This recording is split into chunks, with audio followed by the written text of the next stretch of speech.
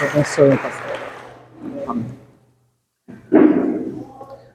A paz do Senhor Jesus seja com os irmãos, amém? Tudo bem com os irmãos? Graças a Deus. Queridos, com muita alegria que eu, mais uma vez, venho aqui. Eu agradeço pela oportunidade que a nossa pastor nos concede. E o tema traz perseverança, né? O ano da perseverança. E nessa noite eu gostaria de falar algo falar sobre curas, né? A Maria Helena me enviou uma mensagem e eu muito me alegrei com a vitória, pelo processo que Deus está fazendo, né? Isso é motivo de muita alegria. E vamos falar exatamente sobre isso, né? Sobre cura. Então eu gostaria de convidar você a abrir o seu livro, a sua Bíblia, no livro de Salmos, número 42. Salmos, número 42.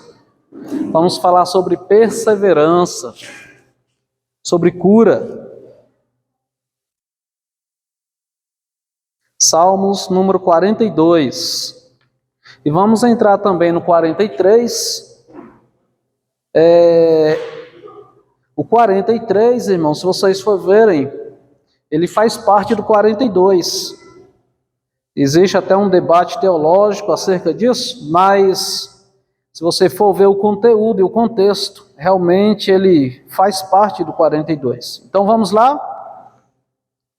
Como o cervo ou a corça suspira pelos ribeiros das águas, assim minha alma suspira por ti, ó Deus. Minha alma tem sede de Deus, do Deus vivo. Quando virei e aparecerei diante de Deus? Minhas lágrimas têm sido o meu alimento, dia e noite, enquanto eles continuamente dizem para mim: onde está o teu Deus? Quando eu me lembro dessas coisas, derramo minha alma em mim, pois eu havia ido com a multidão, eu fui com eles à casa de Deus, com a voz de alegria e louvor, com a multidão que guardava o dia santo. Porque está tu abatida, ó minha alma, e porque estás tu inquieta dentro de mim? Espera em Deus, pois ainda o louvarei pelo socorro do seu semblante. Ó meu Deus, minha alma está abatida dentro de mim, portanto, eu lembrarei de ti, desde a terra do Jordão, e dos Hermonitas, desde o monte Mizar. Um abismo chamou outro abismo, ao barulho de tuas quedas d'água, todas as tuas ondas e tuas vagas estão sobre mim. Contudo, o Senhor comandará sua benignidade durante o dia, e à noite sua canção será comigo. A minha oração ao Deus da minha vida, eu direi a Deus, minha rocha: por que te esqueceste de mim? Por que sigo pranteando por causa da opressão do meu inimigo? Como, com uma espada em meus ossos, meus inimigos me repreendem, enquanto me dizem diariamente: onde está o teu Deus? Por que estás tu abatida, ó minha alma? E por que estás tu inquieta dentro de mim? Espera em Deus, pois ainda o louvarei, que é a saúde do meu semblante. E meu Deus, julga-me, ó Deus, e pleiteia pela minha causa contra uma nação ímpia. Ó, livra-me de homem enganador e injusto, pois tu és o Deus da minha força. Porque me rejeitas? Porque sigo pranteando por causa da opressão do inimigo. Ó, envia a tua luz e a tua verdade, que elas me guiem, que elas me tragam ao teu santo monte e aos teus tabernáculos. Então irei ao altar de Deus, a Deus minha demasiada alegria. Sim, sobre a harpa te louvarei, ó Deus, meu Deus. Por que estás tu abatida, ó minha alma? E por que estás tu inquieta dentro de mim? Espera em Deus, pois ainda o louvarei, que é a saúde do meu semblante e meu Deus. Amém? Sintam-se à vontade. Queridos e amados irmãos, foi me dada a oportunidade até às meia-noite. Então, brincadeira, eu gostaria de falar aos irmãos que o livro de Salmos, irmãos, é um inário, né? É um livro de oração, né? É um livro de oração na qual o judaísmo assim, ele foi dividido em 5 livros e depois da compilação trouxe então o livro de Salmos, fazendo toda a junção, trazendo 150, vou dizer capítulos, né? Mas o livro de Salmos em si são as orações do povo de Deus, quando passava pelas angústias. O livro de Salmos foi um livro separado para os louvores, nas caminhadas, nos momentos de entrada nas festas em Israel, quando ia ao templo, e os judeus, eles criam que a presença de Deus só estava no templo. Se eles estivessem fora do templo, ou se ele estivesse exilado, fosse levado a escravos, criam eles que eles tinham sede de buscar a Deus, porque o templo estava em Jerusalém. Então, eles tinham um entendimento que a presença de Deus era para ser buscada no templo. Isso vamos entrar aqui na palavra e vamos compreender um pouquinho melhor. A mensagem, o título é sobre perseverança, né? O ano da perseverança. Projetando o ano para perseverança. O que é perseverança? É você ter mais ânimo, é você perseverar naquilo que você já estava lutando. Não desistir, não parar no caminho, ir além, né? E esse ano foi dedicado, esse título, para que nós venhamos a nos entregar mais a Deus, né? A buscar mais a presença de Deus. Porque quando nos achegamos mais à presença do Rei, mais Ele está pertinho da gente. Você já prestou atenção, acredito que todos que aqui estão são pais, que todas as vezes que você está pertinho do seu filho, ele sempre demonstra aquele carinho e automaticamente você quer acarinhá-lo, quer abraçá-lo, quer beijá-lo. Da mesma forma é Deus, irmãos. Todas as vezes que nós nos achegamos mais perto de Deus, mais sentimos a presença dEle, mais sentimos o mover, é visível, poderia dizer essa palavra, é visível o mover de Deus sobre as nossas vidas. Quando eu recebi a mensagem do nosso irmão, sobre o nosso irmão, me trouxe uma alegria, explodiu dentro de mim uma alegria imensa, porque todos os dias, desde a minha mocidade, eu tenho pedido a Deus exatamente isso. Eu tenho pedido a Deus exatamente isso. Que Deus venha curar o seu povo, que Deus venha fazer a pessoa levantar da cadeira, que a pessoa venha despertar do coma, que Deus venha fazer milagre no meio do povo. Não é o milagre que salva, mas o milagre ele é necessário no meio do povo de Deus para que o povo venha ser renovado, o povo venha ser restaurado e ver de forma visível que o mover do Espírito Santo é real no meio do povo. É necessário. E a perseverança vem falando sobre isso, irmãos. Às vezes vem a dificuldade e dá vontade de parar. Às vezes vem aquela dificuldade e pensamos assim, não, isso não é para mim, eu já percebi que as ondas estão contrárias. Meus queridos, esse título de perseverança, ele traz exatamente sobre isso, para não pararmos no meio do caminho, para prosseguirmos, por mais que os montes são altos, por mais que as ondas são tão bravas. A alma batida, irmãos, é uma enfermidade dentro da alma.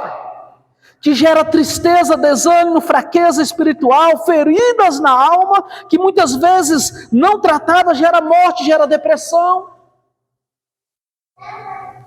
Se nós não tratarmos as enfermidades da alma, nós morremos. Gera tristeza, gera desânimo. A tristeza da alma, ela traz depressão sobre a vida do cidadão. A tristeza da alma, ela traz, irmão, fracasso no meio familiar. O pai, ele é o exemplo ali como sacerdote da casa. Se ele não estiver de pé, se ele não estiver bem, toda a casa não vai estar bem. A mulher, ela é coluna da residência, ela é coluna da família. Se ela não estiver bem, toda a família é desestruturada. A alma, ela tem que estar curada, ela tem que estar saciada do poder de Deus, saciada da presença de Deus. A alma abatida, irmãos, ela chora. A alma abatida, ela fica cega, ela não consegue enxergar o mover de Deus no meio dos céus. Às vezes Deus está curando, Deus está salvando, mas quando a alma está abatida, você não consegue enxergar Deus movendo. A alma batida, ela te traz pensamentos antibíblicos, ela te leva para distante da presença do Pai. Você já viu uma criança quando ela está irada, que o pai brigou, que o pai castigou, deu uma cintada? Qual é a reação imediata dela? Ela não quer saber do pai, ela está irada, ela quer correr, ela quer sair de perto. Porque é o seu sentimento momentâneo. Mas daqui a pouquinho já vai passando. A sã consciência da criança, ela retorna e ela tem a certeza de que é o meu pai. Eu dependo do meu pai. Eu quero estar perto do meu pai, porque eu preciso do meu pai. E assim somos nós com Deus. Quando estamos abatidos, muitas vezes não conseguimos enxergar a mão de Deus sobre as nossas vidas, porque o nosso coração está amargurado. O salmista, aqui no verso 1, traz a coça para retratar os seus sentimentos profundos de tristeza e necessidades gigantescas. A proteção de Deus. Queridos, todos sabem o que é uma coça, todos sabem o que é um cervo.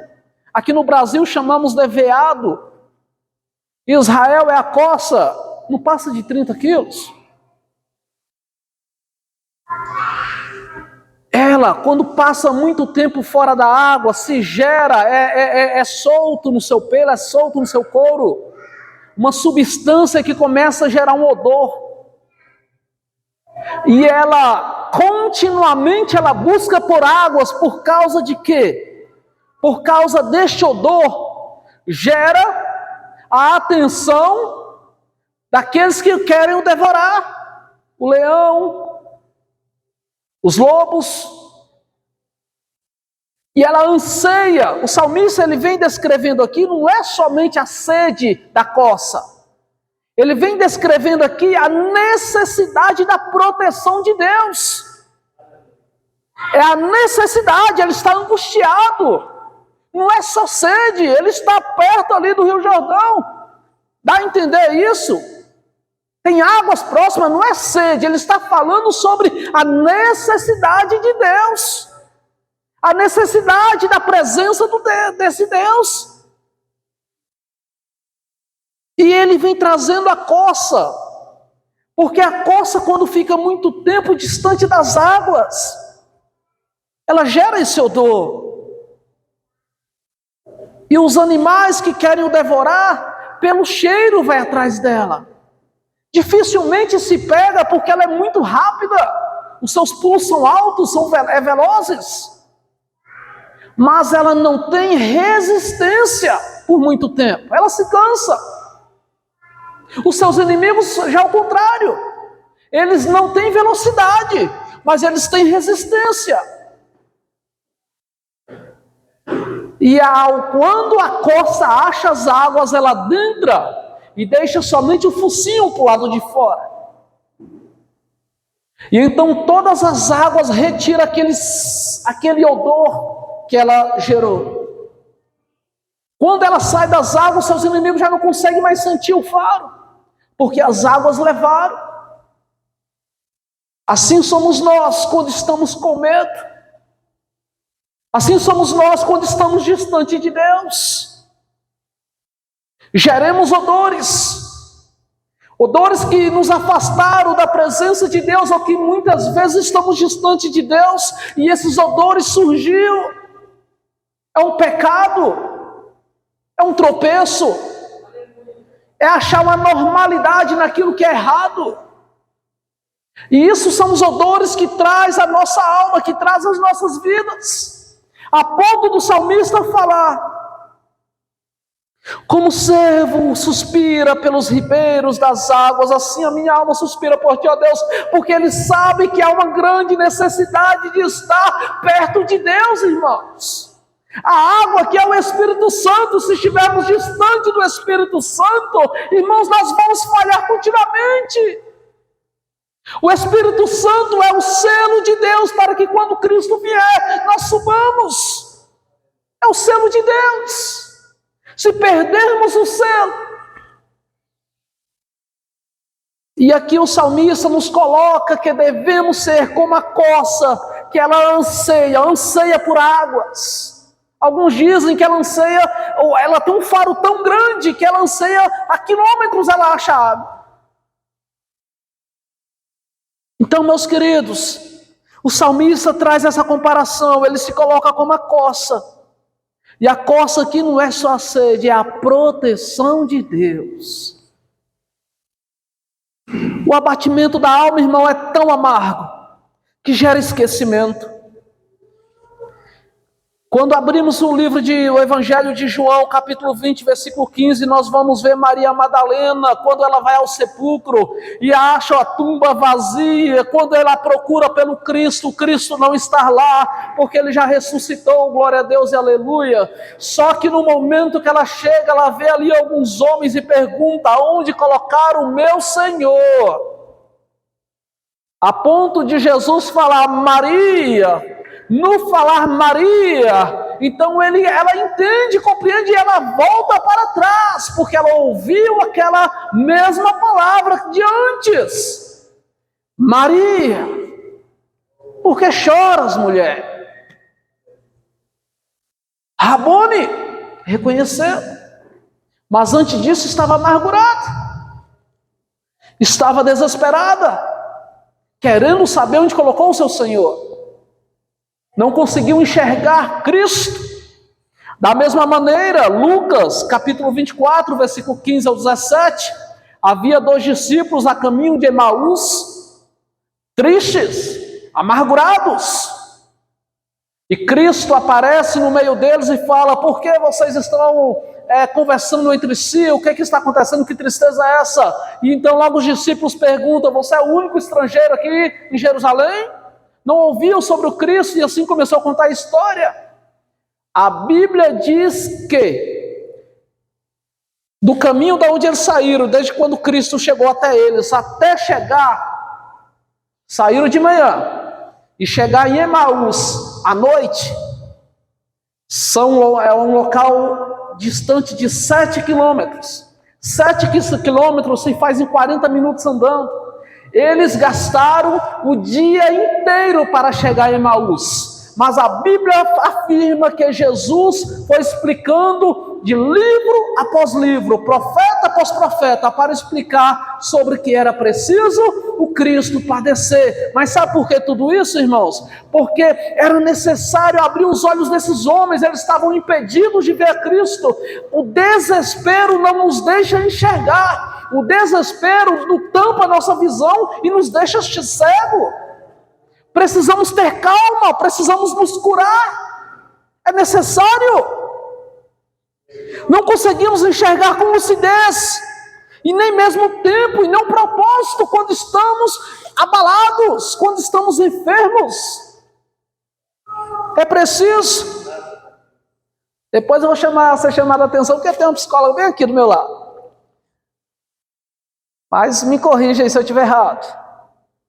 A corça não somente anseia pelas águas por causa da sede, foi o que eu falei agora há pouco, mas pela proteção quando ela se submerge nas águas. Precisamos, irmãos, entrar, nos entregar, confiar no Espírito Santo, irmãos. Precisamos confiar nesse Deus que nós pregamos. Precisamos acreditar que o mesmo Deus que nos colocou em uma cadeira de roda por um propósito, Ele pode nos levantar também com esse mesmo propósito, na qual Ele nos ensina, na qual Ele marca em nossas vidas para compreendermos aquilo que Ele quer. Aí na cadeira não foi por acaso e não foi um acidente, foi por um propósito, e Deus quer realmente trazer este propósito ao teu conhecimento, para que tu cresças e tu confie nele, porque Ele falou que vai cuidar de você. Quem falou foi Ele, não foi um homem. Ele é aquele mesmo, na qual você ora e Ele responde, mas responde de maneira diferente, responde ao teu coração e também através da palavra. E Deus é aquele mesmo que levantou a vários. Ele poderia muito bem pegar em tuas mãos e te levantar hoje mesmo, mas existe um propósito para tudo, e nós não devemos indagar a Deus, mas compreender qual é o propósito. E há um propósito para a salvação dos teus, porque Deus é aquele que promete e salva. Não compreendemos muitas vezes, mas precisamos confiar. Nem tudo, a palavra ela vai trazer uma explicação de forma tão branda. Mas o segredo e o mistério do Evangelho, irmãos, é confiar em Deus, por mais que você não compreenda. É confiar. O diabo, irmãos, ele sempre nos acusa. E sempre vai usar pessoas para nos acusar, nos afrontar. No versículo 3, no verso 3 e no verso 10, os inimigos do salmista estão falando assim: aonde está o teu Deus? Por que tu estás passando por isso? Porque tu estás sendo escravo de uma nação ímpia? Aonde está o teu Deus? Aí onde é que vem a angústia? Porque pregamos várias vezes dizendo que o nosso Deus é o Deus que cura, que salva e liberta.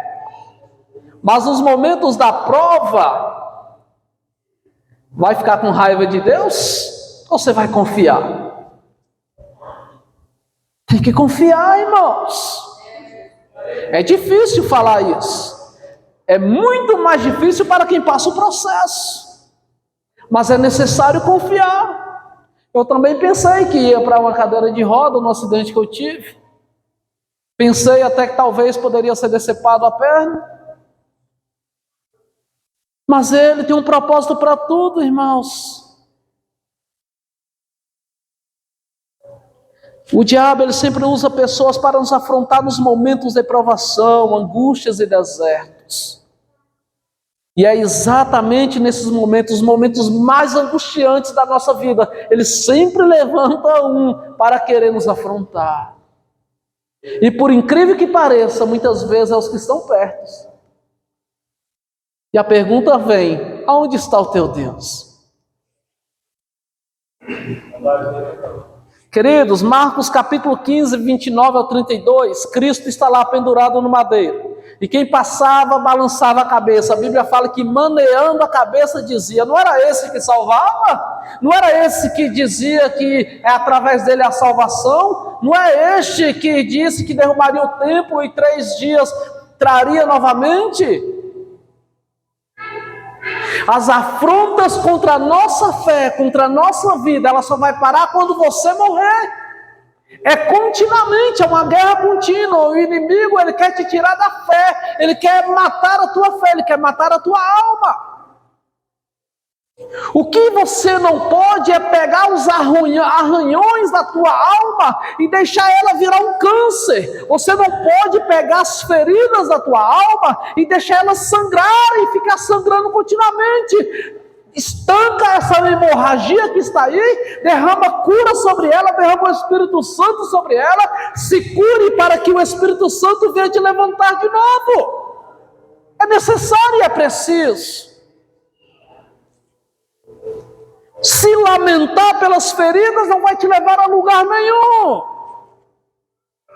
O lamento muitas vezes é bom, que joga para fora, mas o lamento aonde você deixa gerar e trazer uma depressão para a tua vida, isso não é bom, não é saudável, vai te matar. O salmista lembra dos dias de festa, irmãos. A pior coisa muitas vezes é quando estamos bem, de repente vem uma provação, e de repente vem somente as lembranças boas, e você passando por um deserto terrível, aí vem as lembranças. Oh, como era bom quando eu estava na casa de Deus, na procissão onde tinha festas, e eu ia diante do povo tocando, eu ia diante cantando, eu ia trazendo o povo para a adoração a Deus, e agora eu estou aqui prostrado. Isso é dolorido. E Deus não te chamou para estar prostrado. Deus te chamou para estar de pé, sangrando de pé, arranhado de pé, doendo de pé. Ei, está morrendo, mas não morreu ainda, então esteja de pé. Meus irmãos, João capítulo 4, versículo 20, lá está descrito o encontro de Jesus com a samaritana, onde ali se fala e aonde se tem um embasamento que os judeus criam que a adoração somente era no templo, já os samaritanos criam que a adoração era no Monte Gerizim. Então, aqui está o embasamento para crer que, ou para entender que o que o salmista está falando aqui, quando ele se lembrava dos tempos de festas, aonde buscava a presença de Deus, que era no templo. Queridos, a angústia do salmista é tanta que ele sente a força das águas caindo sobre ele e traz a sua queixa a Deus. Porque se esqueceu de mim, Senhor, porque se esqueceste de mim? E há um lamento que todos quantos estão passando no deserto faz para Deus: Senhor, porque se esqueceu de mim? Não tem um cristão, irmão, não tem um super-herói. Todos fazem essa mesma queixa a Deus: Senhor, o Senhor se esqueceu de mim? A dor é terrível, a dor é grande, as cicatrizes muitas vezes dói, mas é necessário e preciso trazer cura, é necessário e preciso se levantar. Não se prostre, não se prostre diante da angústia, se cure. E a maior vergonha, porque sigo pranteando por causa da opressão do meu inimigo, nações questionam continuamente, irmãos, era todos os dias. Você saía da tua casa para trabalhar e havia um cidadão infeliz e falava: cadê o sacerdote? Cadê? Onde é que está o teu Deus? Cadê, levita?